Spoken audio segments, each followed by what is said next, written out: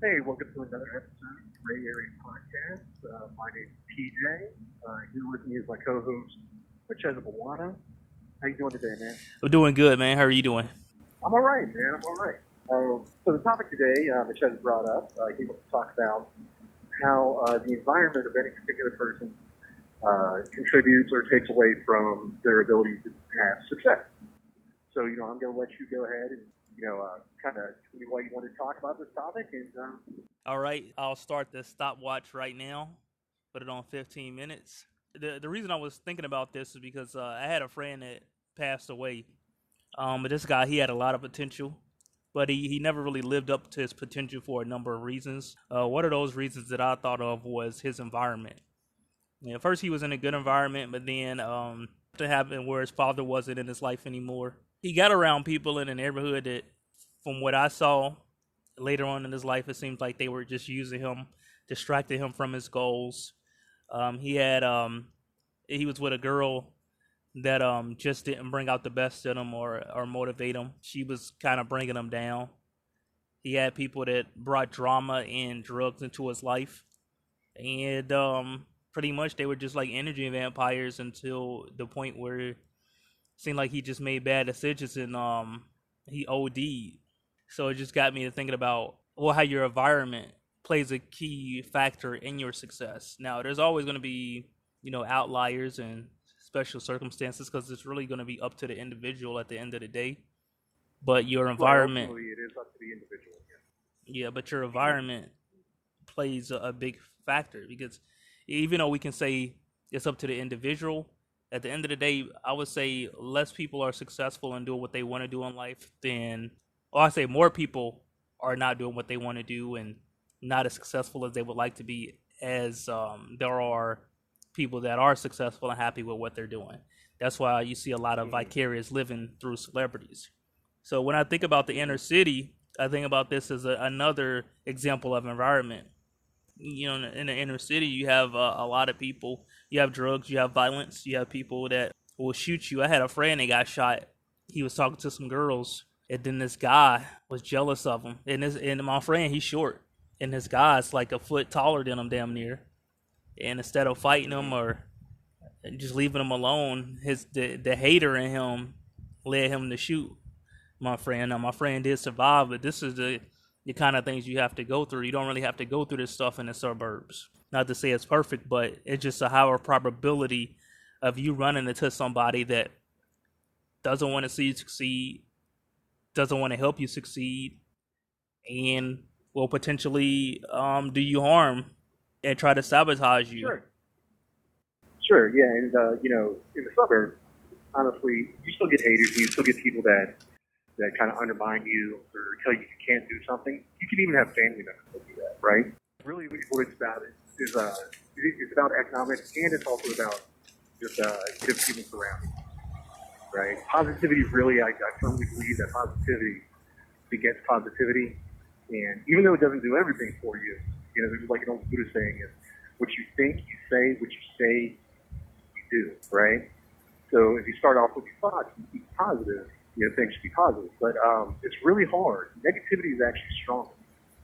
So, I worked with, going back to your friend in his environment, for example, I worked with people who are addicts, right? And one thing that they ask you, they give you a questionnaire. They say, well, and it's all the same questions for everybody. Like, do you have a support system? Things like that. Well, a lot of these people, they go to rehab or something like that, right? And then they go back into the same situation. That makes it really, really hard for them to crawl out of that situation. They go back to living with family members who are still doing drugs and they're still doing the same damn thing, right? So it makes it really hard for them to succeed. Now, is it up to the individual? Yeah, but if you're around that all the time, you eventually, unless you're a super, super, very, very strong person, it's really easy to get just sucked back in or sucked into your environment and do what everybody else. Yeah, when you say that, it makes me think of hope. A lot of times, you can have a basketball player or athlete. They can come from a bad environment, but one thing they have is hope and faith that they one day they can get out if they just continue to be good and work on a craft. I think a lot of times when you talk about negative people in a negative environment, you get distracted because basically you're constantly being drained of your energy. When you're in a positive environment, you actually being it's like a battery, so you're actually being pumped up, and energy is being put into you.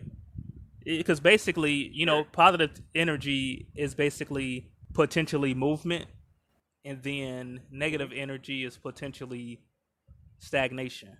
Movement. Yeah, it's movement in the opposite direction. Right. Sometimes not And even in the opposite direction, just stagnation, just no movement. sure, or stagnation. Yeah. Yeah. Yeah, and slow motion's better than nothing. But if you listen to all these basketball players, like some of them had whole lives. So what they do is they focus on the positive thing they had. That was their sport, and at least one person, like anybody, basketball player, professional athlete, anybody will tell you that they had somebody that they really focused on that was a positive influence in their life. Right. A lot of times this is going to be the coach, or maybe the mom, the grandma, whoever, their friend, and they focus on that, even though 90% of what around them is negative. Right? So you just have to focus on the positive. You have to try to find the positive sometimes when you're in these environments. Yeah, a lot of that is Like, is actually is actually knowing to do that, because we all are basically born ignorant, and it's about perspective and getting new perspectives and actually being around people that can motivate you or give you some kind of inspiration. And sometimes your family and your so-called friends will sometimes overtly and sometimes secretly be the people that don't want to see you succeed in yeah, fear. they'll be your biggest haters. Yeah, in fear that you would do better than them. We talk about individual, but we all need help. We all need help to get rich. LeBron James couldn't be rich without the fans. You Mm-hmm. understand how that works? Nobody can be rich without other people, because whatever you selling, whatever you have, you need other people to buy that product. Yeah, nobody does it on their own. Like one of the richest people I've ever met, he's like, listen, man, don't you understand? Like all these rich people, they stole something from somebody else. Kobe stole Jordan's move. Jordan stole his brother's move. And all these things. Like you go in, you look at it all, and then you take what works for you, right? So nobody does it on their own. Even the titans of industry. They borrowed from other people. They borrowed positive things from other people. Yeah, and they had help from You other know, and, people, and they had help from other and people. they Like had one of my help from biggest, the customer. But go ahead. What were you going like to say? one of my, I'll tell you right now, one of my biggest my biggest obstacles, especially when I was younger, was my mother. And it wasn't that she didn't want me to succeed. It's just she's kind of a negative, worrying kind of person, right? So anything I ever wanted to do, she's like, "Oh, you'll never be able to do that." She just saw everything wrong with it, right? Every way, everything could go wrong. And even though she's my mom, it's just like, well, I just have to ignore that. Well, I not just have to to ignore it. you do, and not to say this is your mother, but one thing I've noticed is you can't underestimate somebody's willingness to sell you out, no matter who they are. And a lot of doubt and fear is projection, because they're thinking, Mm-hmm. well, you can't do it because I don't think it can be done, or I don't think I can do it. You Mm-hmm. understand how that works? A lot of worry is Yeah, projection. When somebody yeah. says you can't do it,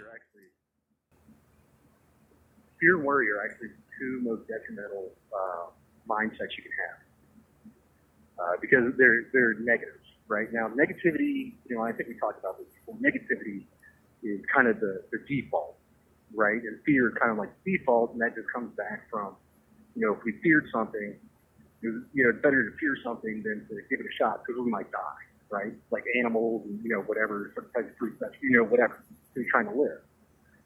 So you do what is comfortable, right? Something that works. You just keep, something that keeps you alive. You just keep doing it and doing it. People don't want to step out of the comfort zone because of fear. But and also negativity. It takes, I forget what the term is, but I think it's like 3 negative thoughts. It takes 3 positive thoughts to get over 1 negative thought, and that's how powerful negativity is. I think Les Brown So, said 20 something. Um, oh really? I think that's what Les Brown said. Yeah, talk about that. The negative thoughts. A lot of times, I think people stay in these negative environments because they don't think they can do much better, and they have a sense of guilt. We're taught about family and being loyal, but some of these same people we don't understand that they might not be loyal to us. And this is why reading and perspectives are so important, so you can actually be able to say, hey, you can ask questions and actually say, hey, is this really the best place for me? And am I really happy here? Because really in life, we really all want to be happy, right? And I think we all Right. Yeah. have the right to be happy and pursue things that make us happy. Right. And it is a mind, really is a mindset from the individual, but it's really hard to overcome. If anything negative, it may not even have to be about that individual. Like, oh, you'll never make it. If anything negative, it's like you're sitting around somebody and all they do is talk shit about people 24 hours a day. Like, I don't want to be around that person. Right, but a You lot of know, times you don't know. If you're a kid, you don't have the option. You don't know. This is just you just right, thinking like, hell, well, this must be what it is because my parent is saying this, and I trust my parent as an authority figure. Remember I right, was yeah, telling you about the one lady that she was a poet, and she had her professor told her stuff wasn't good, and she never put her stuff out, and she died without ever having the confidence to put that her work out, even though it was good.